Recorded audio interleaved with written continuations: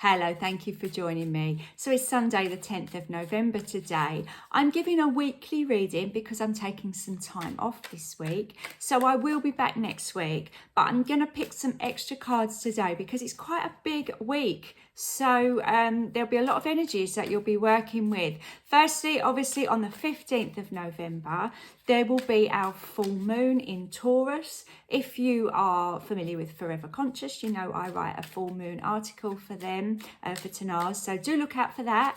It's quite an interesting one. It's the last full moon while Pluto is in Capricorn. Pluto's moving into Aquarius a few days after the full moon, the following week. And the same day as the full moon, Saturn is going direct. Now, one of the amazing things about 2024 is it was said to be the year of karma because of the number 8. Look into that if you want to find out more. So I do feel that Saturn going direct after a long period of retrograde is really significant to do with karma. So yeah, I feel like there's going to be some very big themes around November for you if they haven't already been playing out for you in the few days that we've had of it so far. So I'm going to pick a card from this Rider-Waite-Smith cards, and we've got the Ace of Wands. New beginnings. I love there's a really big positive change coming in here. I do feel as I was shuffling those, I was talking about Saturn going direct, which is on the 15th, on the Friday. So I do feel this might be towards the end of the week, but I do feel a real burst of energy here. Sometimes, obviously, that's the same day as the full moon. Sometimes we're a bit energy depleted on a full moon. But I do feel there is going to be a shift into something more positive with this card. It might be untapped creative potential. It could just be putting you in a very new position. But I do feel it's a significant new start in some way. So that sounds like a very... Oh, I'm shuffling these the wrong way around. That seems like a very exciting theme for the week ahead, doesn't it? So let's see what my Crystal Vision cards come up with. 4 of Cups, very different energy actually. We've got the go-getting and the 4 of Cups. Now, when I look at this card, I always think she looks a little bit bored. But boredom is actually the catalyst sometimes for creativeness. When back in the day when I was growing up, if you were bored in your summer holidays as a child, you found the most amazing things to do. You know, just silly games. Your imagination would start working. My sister and I used to play balloon tennis for hours on the settees, and there would be a mat in the middle of the floor, like a rug. And you had, if the balloon dropped, you could only use the rug because the rest of the carpet was shark-infested waters. You know, that was a really kept us happy for many, many years. But it is that idea. I feel like the boredom that this lady is showing is needing a change, isn't it? 4s go on to 5s, 5s a change. So I feel the 4 and the 1 together are going to be that change. There's an area of your life maybe that you are feeling is a little bit stale, is a little bit bored with, and you want to make some significant changes in it to make it feel a little bit more worthwhile. We often change jobs, don't we, because we're just bored with doing the same old thing. We shake our house up and move it around because we're bored of how the furniture looks, or, you know, redecorate in some way, just because we just get a bit fed up with our circumstances. So look at this card as a really positive catalyst to bring this in. As I say, I do feel the Ace is going to be towards the end of the week. So maybe the first few days you're going to be like, oh, come on, I want this new moon energy to come in. I really, really want something to happen for me. And, you know, careful what you wish for, because that does happen when you put it in your head. Okay, I'm going to use my Crystal Tarot now. I've got the book, so I'll also show you what crystal is connected to the cards. How lovely when we get that synchronicity. I was just talking about 4 and 1 making 5, and here is the 5.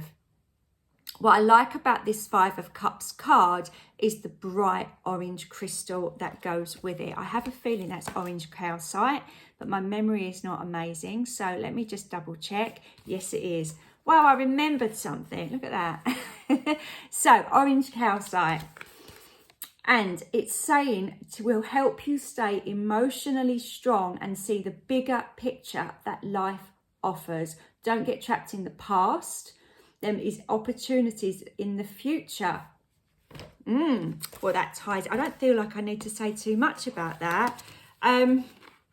Except, like I said, be careful what you wish for. If you're bored, you're wanting to make changes in your life, and you suddenly get this great Ace of Wands energy, don't be afraid that that comes with change. 4 and 1 make 5. This is like a sum, isn't it?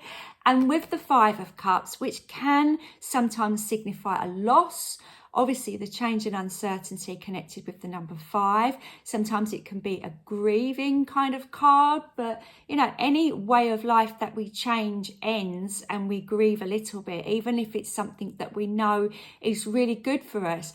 You know, some people, when they get divorced, they are so happy that they've done that because it was made sense for both parties, but there's still that loss of friendship there, and the memories and the good times that you share. So yeah, there's always going to be something that has to change and shift when you're asking for your life to change and shift.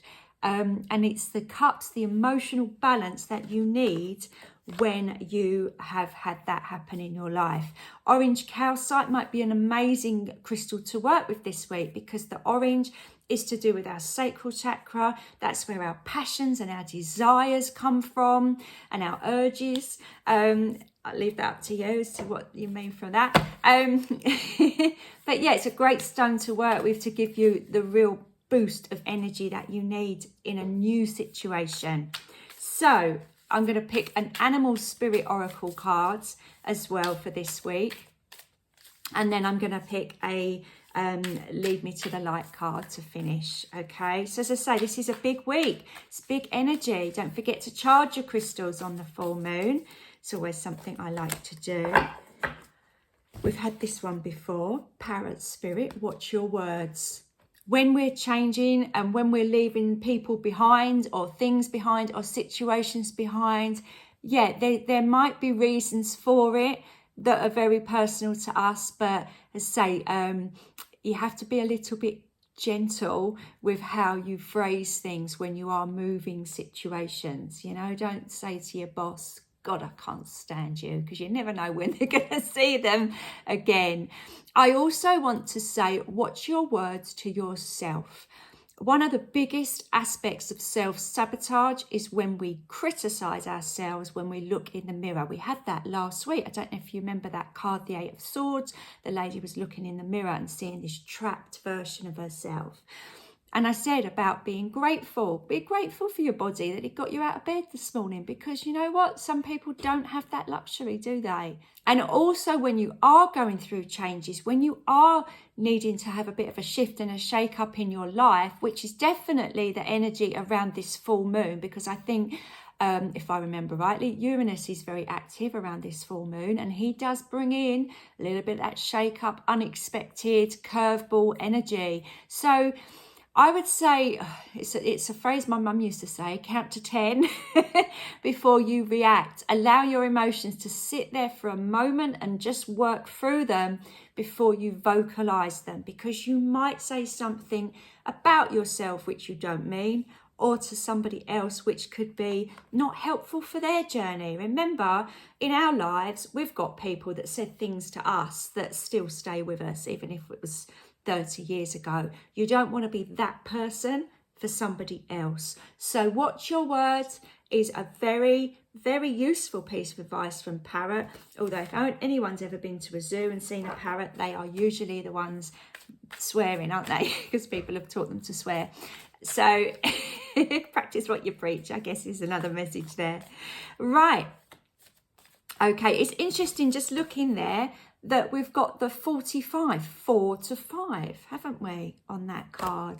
So it's all changed for us this week. It's big, big energy. So do look back into this message later on in the week if you feel like you need to hear it again. Right, this is the last card for the week. It's the Lead Me Into the Light cards by Lorraine Goodfellow. Let's see what we've got. Oh, welcome.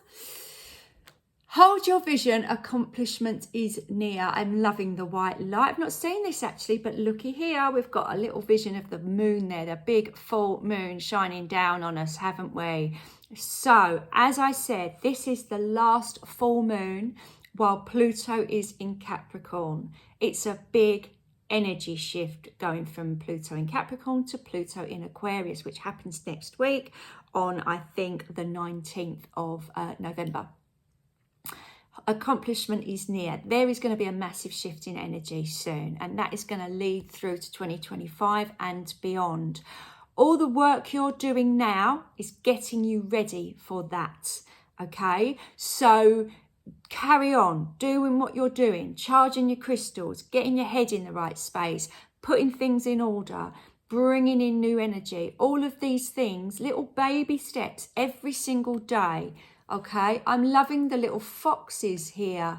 We've got foxes and we've got butterflies. Well, we know what butterflies signify, but I do feel the foxes, you know, they're quite clever, aren't they? I know people say that they're cunning, but actually they're just going out for what they need, aren't they? To protect their families and to feed and to have somewhere safe to live. And they do adapt. That's the lovely thing about foxes. There's loads of foxes living around here. I think nearly every street has got their own fox. And yes, on rubbish day, that can be quite annoying when there's rubbish all down the street.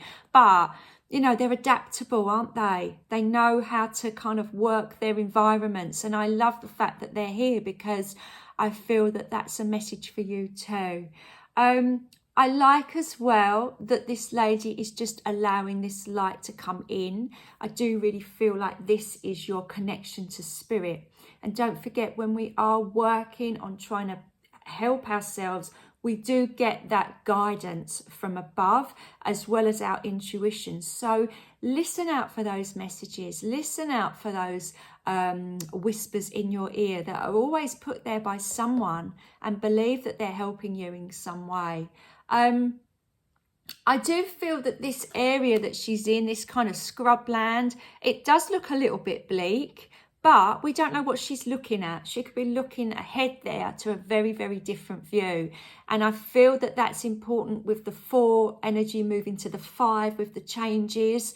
When you're changing your life in some way, that first step forward into that new way of life is only the first step. You've got a way to go. So don't feel, you know, if it's not exactly how you want it, then it's not going to happen, because bit by bit that environment will change and adapt as you grow into that new space. I hope that makes sense. But the vision here, hold your vision. Maybe this lady's just bought that land and she's got a plan in her head of how she wants it to look, and only she can see it, but eventually everyone will see it because it will be a reality right there for her. So there's some lovely cards there for us. I hope that that was enough to see you through the week.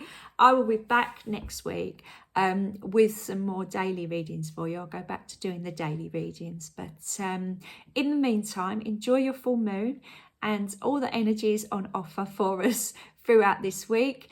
And I will see you again next week. Take care. Bye for now.